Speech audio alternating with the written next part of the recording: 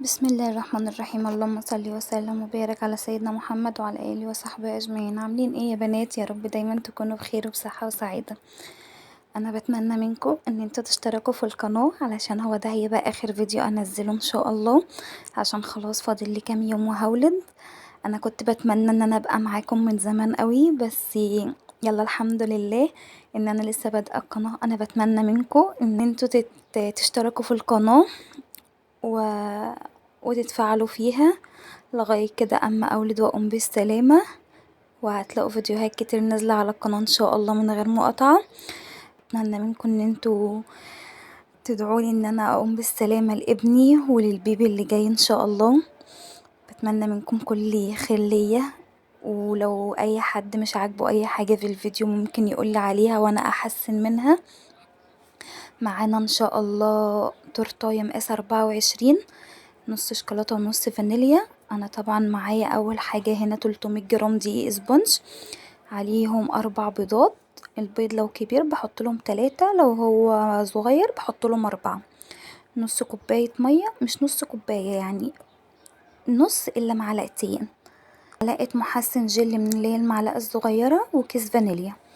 احنا هنا معانا الكادر، انا ما عنديش حل المقاس 24 فهغبس في الكادر. انا الكادر هنا ظبطته على مقاس 24، حتى كنت بوريلكم الرقم فهو ما بانش في الكاميرا. هنا هجيب طبعا ورق الحواوشي عشان خاطر ان انا اقفله حلو، علشان خاطر الاسبونج ما يطلعش من الجنب من هنا ومن هنا، فهقفله حلو. انا هنا عشان الورق الحواوشي بيظبط معايا وبعرف اطلعه كده، بعمله على طول زي ما انتوا شايفين. بقفل من هنا ومن هنا ومن هنا بحتة لزقة، وبعد كده بقى لما هو بيطلع من الفرن اصلا بيتشال معايا بكل سهولة. فهقفله كويس جدا من هنا ومن هنا باللزق. وبعد كده هقفل برضو، هجيب صينية وهحطه فيها عشان خاطر برضو ما يطلعش من الورقة والورقة تتحرق في الفرن. يعني لازم الصينية دي، علشان طبعا هو مفيش حاجة تانية تحت الورقة غير الصينية، فلازم الصينية تبقى معانا علشان خاطر تعرفي تظبطي حاجتك عشان الحاجة ما تتبهدلش، عشان هو طبعا مفتوح. فلازم الصينية ديت تتحط. وطبعا انا هقفل برضو من الكادر ذات نفسه بقى، احط ورق من الجنوب علشان خاطر اعرف اطلع الكيك بكل سهولة. بيطلع معايا بكل سهولة، مش بيلزق بقى في الكادر واقعد اعمل بالسكينة ومش عارف ايه. فهو كده كل سهولة بيطلع معايا. وهنا هعمل برضو هزود ورق علشان هو الكادر اصلا خفيف والصينية مش تقيلة قوي، فبتلسع معايا الكيك من تحت لسعة صغيرة. هبقى اوريها لكم. هنا طبعا بقى قفلته كويس جدا جدا. هنا هحط الاسبونج بقى، انتوا شايفين ما شاء الله قوام الاسبونج عامل ازاي، مديني قوام ياما.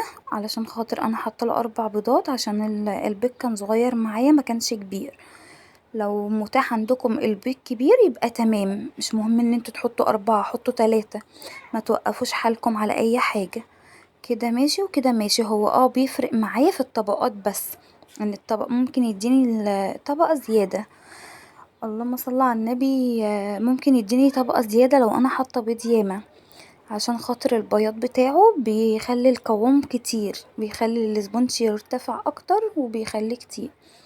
هنا طبعا اعمله بالعصاية بتاعة الشيش طاووق، عشان ما ينفعش ان احنا نخبط الكادر خبطتين 3 كده على الرخامة، هتلاقيه طلع اصلا في قلب الصينية. فما ينفعش ان انتي تخبطيه، عشان برضو اعرفك حاجة عشان ما يطلعش منك.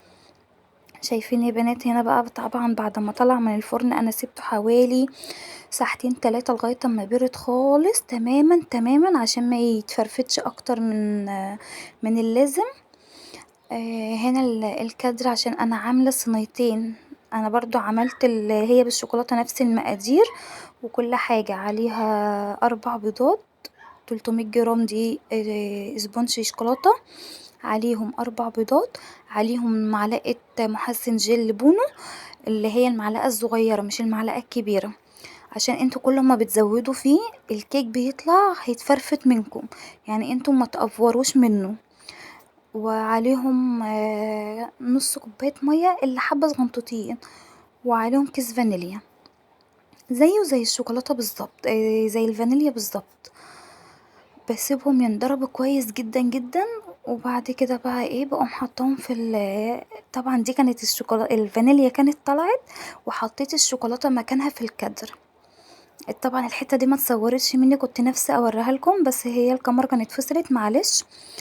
هنا طبعا هقشره بقى، اقشره عشان خاطر الوش ده بيبقى عليه زفرة البيض، فلازم يتقشر.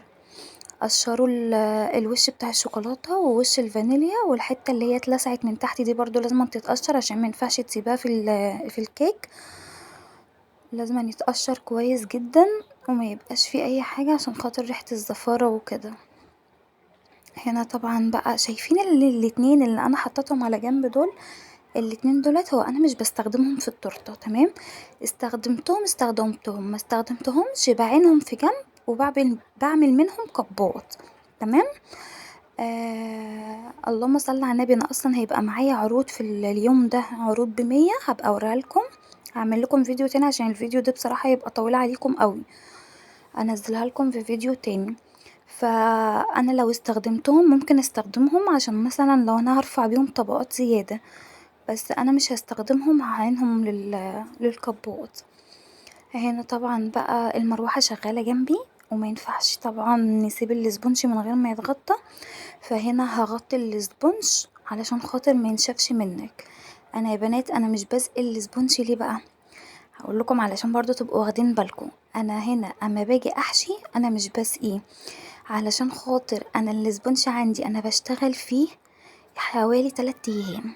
هتقولي لي 3 ايام، هقولك علشان خاطر يوم بخبز فيه وبسيب الكيك يرتاح، تاني يوم بعمله بغلفه بالكريمة، بحشي بالكريمة وبالحاجات اللي هي النوتيلا بقى والمكسرات والحاجات دي هتشوفوا معايا دلوقتي، بحطه في التلاجة اخليه يرتاح خالص ويتماسك. وبعد كده لما بيطلع بقى الكريمة الاخيرة، انا هنا بقى هعمل الكريمة، خليكم معايا وانا هقول لكم على كل التفاصيل. هنا بحط الكريمة، انا حطيت مية فيها تلج، انا والله يا بنات مش بعاير الكريمة علشان انا ايديا خلاص خدت على الكريمة، فانا مش بعايرها، فهحاول ان انا هعايرها في اي فيديو جاي ان شاء الله باذن الله من غير مقاطعة، وهقول لكم الجرامات بالظبط عشان برضو تبقوا واخدين بالكم وتبقوا عارفين ايه انتوا بتعملوا ايه ومحتاجين ايه. انا هنا حطيت المية وحطيت عليها معلقة كبيرة لبن بودر، وحطيت عليها معلقة باستري كريم علشان خاطر انا بشتغل بريتشي، فانا بحب الطعم يبقى غني اكتر بكتير، وحطيت عليها نص معلقة تشيز كيك، يا خرابي بتخليها في حتة تانية، انا عايزاكم والله العظيم تجربوها، بتخلي الكريمة ليها طعم يا خرابي، بصوا مختلفة عن المحلات وطعمها بيبقى تحفة تحفة تحفة. انا كل اللي بياخد مني بيقول لي انتي بتعملي ايه في التورت بتخليها بالطعم ده، ما بتبقاش زي بتاعه المحلات، والله انا مش بشكر في نفسي، هما اللي بيقولوا لي، واللي بياخد مني مره بياخد مني اكتر من مره، يعني بيرجع ياخد مني تاني، اصل خلاص هو اخد حاجتي وجربها لقاها طعمها حلو، ما بيروحش يشتري من المحل تاني لو في حتى بصي 50 جنيه زياده، يقول لي لا المحل مش زي الطعم بتاعك. فمعلقة التشيز كيك مع معلقة الباستري مع معلقة اللبن البودر بتخليه في حتة تانية، وبعطون السكر. انا طبعا والله يا بنات هبقى اوزن لكم كل حاجة بالجرامات عشان طبعا تخلوا بالكم وتبقوا تشوفوا انتوا محتاجين قد ايه كريمة وكده. انا طبعا هنا بقى حشيت الطبقات اهوت، حطيت الاول صوص شوكولاتة وصوص فراولة على الكريمة، وهرجع احط نوتيلا بيضة ونوتيلا شوكليت، وهنا هظبط بقى علشان خاطر احنا خلاص هنقفل بقى التورتاية دي. هنا هحشي الطبقات بقى، تمام. هنا هعملها يا بنات حوالي 6 طبقات علشان هي دي التورتاية هتبقى سبايدر مان، فانا هحشي من جوه وهكتر في الحشو. انا يا جماعة عايزة اعرفكم حاجة، انا مفيش تورتاية من عندي عليها صور من بره بتطلع من غير حشو، من غير ما العميلة تقول العميلة قالت، انا بصوا بحشي الكيك بتاعي، حتى العروض اللي هي ام 100 جنيه اللي انا بعملها بحشيها صوص فراولة وصوص شوكولاتة، علشان خاطر الكيك يبقى ليه طعم ما يبقاش طعمه مش حلو. حتى والله يا بنات انتوا هتشوفوا معايا الفيديو اللي انا هنزله بعد ده على طول ان شاء الله، حشيها من بره ومن جوه يعني علشان الطعم يبقى غني اكتر. هنا طبعا علشان التورتاية تبقى سبايدر مان من بره عليها صور مش مقابل للاكل، انا بحشيها من جوه. بحشيها نوتيلا، مربى حليب، مكسرات، بحشيها لوتس، بحشيها كل حاجة عشان الطعم يبقى غني كتير كده، يبقى طعمه حلو. مش زي مثلا ان هي تبقى كأنك بتاكلي كريمة وكيك ومن بره نفس الوضع، يعني انتي لو محشيتيش مش هيبقى لها طعم خالص. بتاكلي كيكة و... وكريمة، اكتر من كده ما بتاكليش. شايفين العروض اللي هي ورا التورتاية على طول دي؟ العروض دي كلها تطلع ب100 جنيه. انا هبقى انزل لكم فيديو تاني عشان الفيديو ده طويل بصراحة، فهنزل لكم فيديو تاني وشوفوا العروض دي جميلة اوي وشغالة معايا، بتشغل الجروم ما شاء الله. هنا طلعت التورتاية ارتاحت تماما تماما تماما، ارتاحت جامد قوي. شايفين عاملة ازاي؟ اصلا مرتاحة خالص. فهحط لها الدعامات بقى وهزينها بالكريمة. واهم حاجة يا بنات الدعامات دي علشان خاطر ان هي مثلا ما تميلش، ما يبقاش فيها جنب مميل، واخدة جنب مختلف عن الجنب التاني. هنا هفنشها بقى الفينش الاخير علشان خاطر هحط عليها الصور بتاعة السبايدر مان.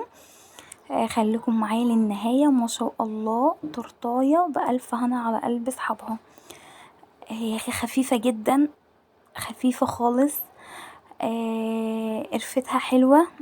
واللي بيقولي يعني ايه قرفة، القرفة ديت والله يا بنات تبع الزبائن اللي هم مثلا خلاص هم كلموكي مرة وقالولك مثلا احنا عايزين كذا كذا كذا، ويقوموا بقى مستنين ساعة الاستلام. انا بسلم يا بنات على مثلا بعد العصر كده عشان الجو حر جدا، فبحب ان انا اسلم بعد العصر في الطراوة علشان خاطر التورتيه ما تسحش منهم لو هم مثلا جايين من اماكن بعيدة. بحطها في التلاجة تاخد راحتها تماما تماما، بسيبها ترتاح خالص علشان خاطر ان هي مثلا ما يحصلهاش تسيح تميل على جنب او كده. بسيبها ترتاح، وطول ما هي في التلاجة ما تقلقش منها، الكريمة بتشد عليها اكتر، الكيك بيشرب المية، نسبة المية اللي بتبقى في الكريمة. تمام. فما تقلقيش منها بقى، ديت لو مسافرة ما تقلقيش منها.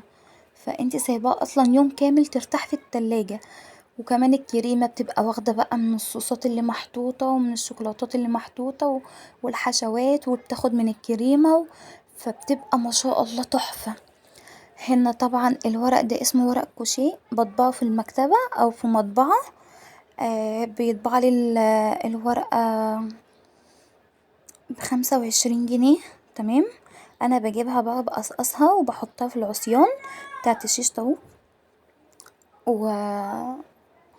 واعملها بلزق شمع وبحطها على التورتاية طبعا. فاللزق اصلا ببقى اشوفه عاملة اللزق ازاي، حاكمة الصورة علشان خاطر ان هي ما تقعش، ما يحصلهاش اي حاجة على التورتاية. فما شاء الله بتبقى ماسكة جامد. طبعا بقى هزينها باللؤلؤ اللي هو الازرق، هي طبعا بتاعت ولد. هي ما شاء الله كانت بتاعت اتنين، هي قالت لي اكتبي عليها ريان واحمد. ريان 5 سنين واحمد سنتين او بالعكس مش فاكرة والله بصراحة. هنا كانت التورتيه خلاص خلصت. انا بتمنى منكم ان انتوا تشتركوا في القناة وتدعوا لي دعوة حلوة، واشوفكم على خير ان شاء الله في الفيديو الجاي، ومع الف سلامة.